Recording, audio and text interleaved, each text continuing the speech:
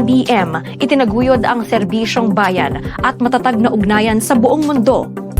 Mas pinaigting ni Pangulong Ferdinand R. Marcos Jr. ang pagpapalapit ng mga serbisyo ng gobyerno sa mga komunidad habang pinatibay ang mga pandaigdigang alyansa sa kanyang mga opisyal na aktibidad sa nagdaang linggo.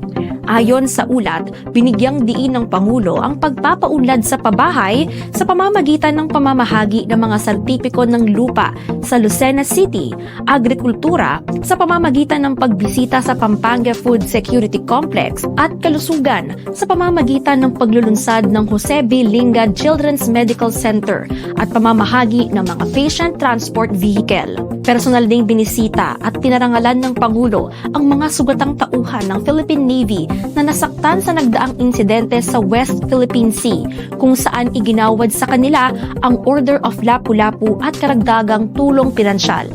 Samantala, nagpapatuloy din ang mga diplomatikong pagpupulong ng Pangulo sa mga opisyal at embahador mula sa United States, China, Japan, Australia at India upang patatagin ang kooperasyon at kapayapaan sa rehiyon.